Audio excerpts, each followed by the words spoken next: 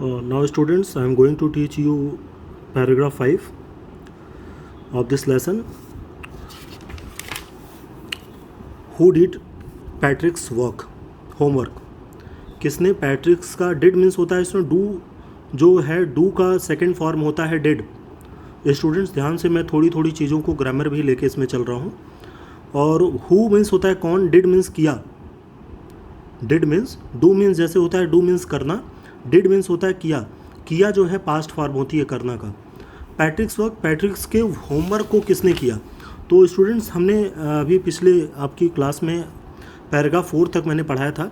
Now I am going to teach you from paragraph 5. Paragraph 5 and true to the words. देखिए students ये जो line है ना, and true to his words, अपने शब्दों पर चलकर, जैसा कि वो इल्फ जो है टाइनेस्ट मैन जो है, टाइनेस्ट मैन को इल्फ भी हम बोल सकते हैं, ELF, इल्फ आगे लिखा हुआ है. देखिए यहाँ पे ये लिखा हुआ है टाइनेस्ट मैन जो है सबसे छोटा सा आदमी जो पैट्रिक्स को मिला था, वो जो कैट अभी हम पिछली क्लास में आपको बताए हैं, कैट जिसके साथ खेल रही थी और जिसकी पैट्रिक से नज़र उस पर पड़ी और पैट्रिक्स ने कैट से ग्रैब कर लिया, छीन लिया उसको.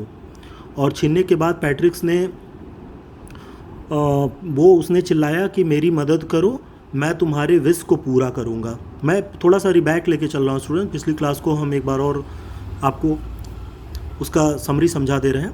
तो वो इल्फ ने उसे ये प्रॉमिस किया, मैं तुम्हारे विश को पूरा करूँगा अगर तुम हमारी इस कैट से रक्षा करते हो तो.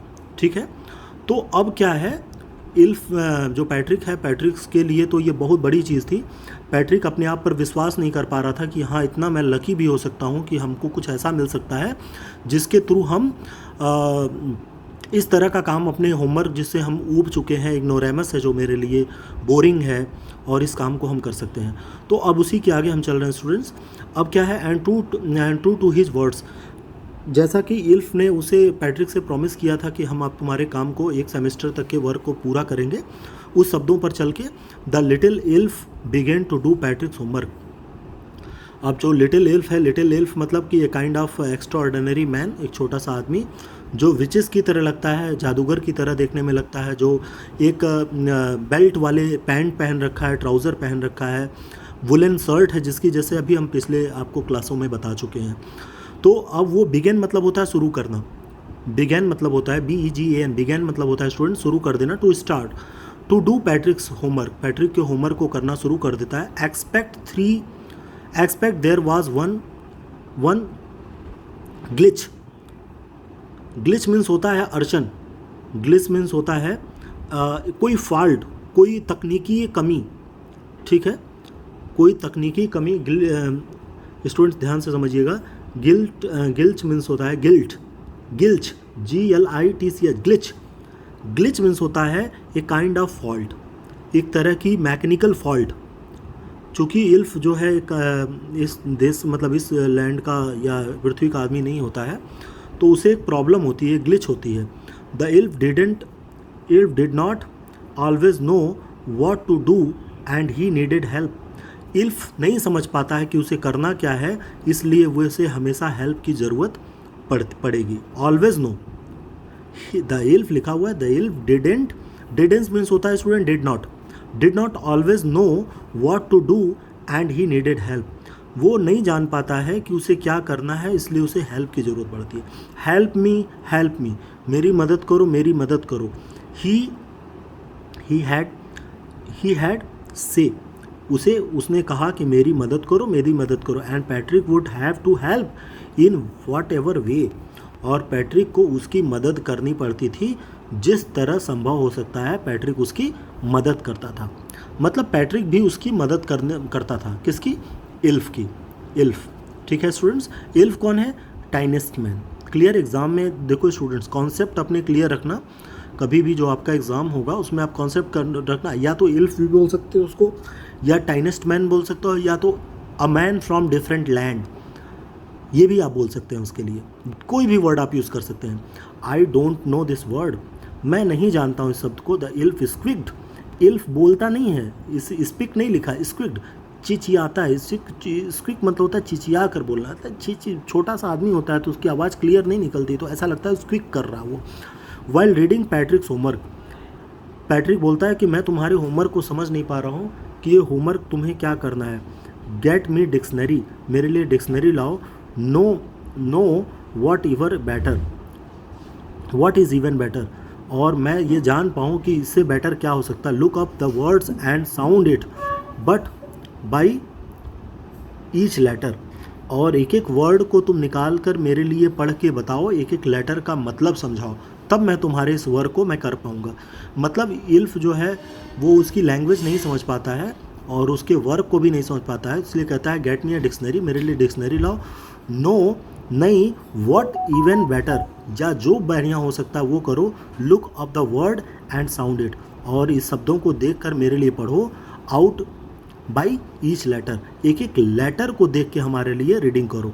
When it comes to maths, जब मैथ्स की बारी आती है मैथ्स सब्जेक्ट का करने की, Patrick was out of luck, Patrick को इसमें कुछ भी समझ में नहीं आता। पैट्रिक बेचारा मैथ्स में एकदम ज़ीरो होता है, उसको कुछ नहीं समझ आता।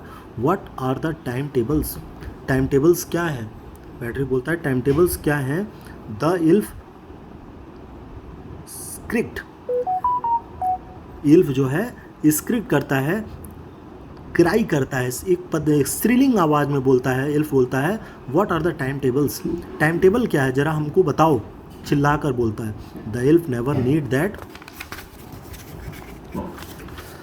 And addition and subtraction and division and fraction, elf जो है ये सारा कुछ नहीं जानता है कि एडिशन क्या होता है, डिवीज़न क्या होता है, सब्ट्रैक्शन क्या होता है, इल्फ कुछ भी नहीं जानता। Here sit down beside me, और बोलता है कि यहाँ मेरे बगल में, बिसाइड मी मतलब बगल में, बिलोंग मी, मेरे साथ बैठो।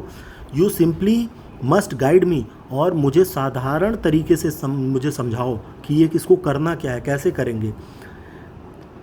इल्फ know nothing of human history, elf जो है मानव इतिहास के विषय में कुछ भी नहीं जानता है कि ये क्या इन लोग का सवाल है, क्या जवाब होगा। इल्फ बस खाली एक अपनी मतलब उसकी अपनी बात को रखने के लिए सारी चीज़ें करता है। To them it was mystery, it is a mystery, और उसके लिए सारी चीज़ें एक रहस्य थी, वो कुछ भी नहीं जानता। So the elf little elf already a shouter just go louder, इसलिए कभी कभी इल्फ जो है बहुत कभी कभी चिल्ला के, कभी कभी तेज़ आवाज़ में बोलता है, क्योंकि उसको कुछ भी समझ में नहीं आता होता है कि ये कैसे होगा, ये क्या है, इनका मैथमेटिक्स क्या है, इंग्लिश, कोई सब्जेक्ट के बारे में जानता नहीं है। गो टू द लाइब्रेरी, बोलता है जाओ लाइब्रेरी में। आई नीड बुक्स, मुझे किताबों की ज़रूरत है। मोर एंड मोर बुक्स, अधिक से अधिक किताबें लेके आओ। And you can help me to read them too, और तुम्हें मुझे मेरी मदद करनी होगी इन बुक्स को पढ़ने में भी।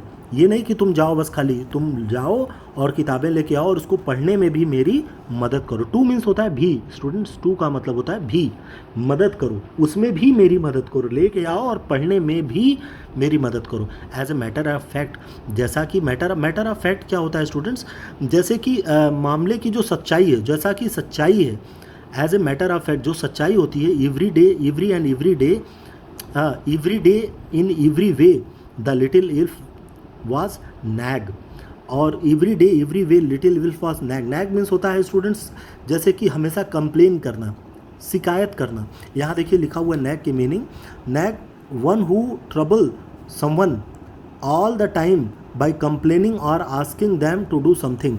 जैसे होता है ना कि किसी को बार बार कंप्लेन करना कि मेरे लिए ये लेके आओ, ये मेरी मदद करो, मतलब हमेशा उसको एक इंस्ट्रक्शन देता था। किसको? इल्फ को, वो पैट्रिक्स को। जो लिटिल इल्फ था, लिटिल मैन था, टाइनेस्ट मैन था, वो पैट्रिक्स को नैग करता रहता था, हमेशा कुछ ना कुछ कंप्लेन रहती थी उसकी, जब मेरे लिए ये करो, वो करो, ये लाओ, वो लाओ। Patrick was working harder than ईवर and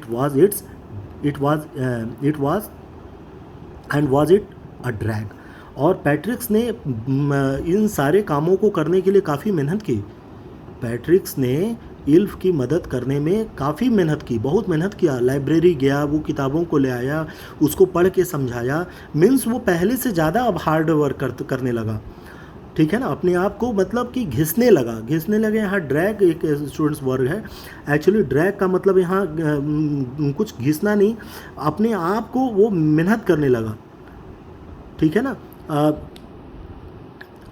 जो उसको अनइंटरेस्टिंग, मतलब वो जिसको वो पहले अनइंटरेस्टिंग बोरिंग समझता था, इग्नोरेमस समझता था, अब वो उस काम को करने में उसकी थोड़ी सी रुचि होने लगी. He was staying up night and never felt so weary. अब वो रात रात में बैठ के काम करता था, उसकी मदद करता था इल्फ की, और वियरी अपने आप को थका हुआ नहीं महसूस करता था.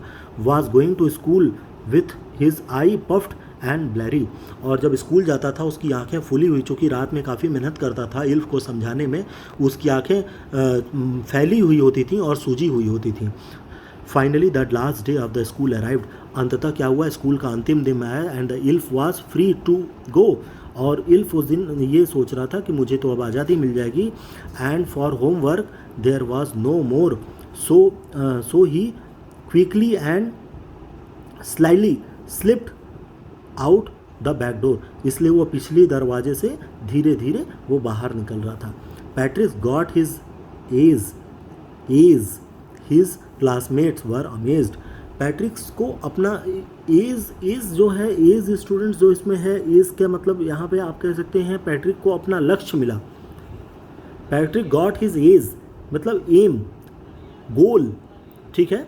His classmates was amazed. Amaze means होता है आश्चर्यचकित हो जाना. His teacher smiled and were full of praise. और उसके टीचर मुस्कुराए और उसकी प्रशंसा किए. एंड हिज पेरेंट्स, और उसकी पेरेंट्स की प्रशंसा की. They wondered what was happen to Patrick. और वो बड़ी आश्चर्यचकित थे कि पैट्रिक से हो गया. He was now a model kid. अब वो स्कूल का एक मॉडल किड बन गया. मॉडल किड मतलब दोज हु फॉलो, मतलब उसके फॉलोअर्स बन गए, क्लास में उसको फॉलो करने वाले बन गए सारे, उसके मतलब अनुसरण करने लगे कि अरे पैट्रिक की तरह मैं भी बनना चाहता हूँ. मतलब वो मॉडल किड बन गया.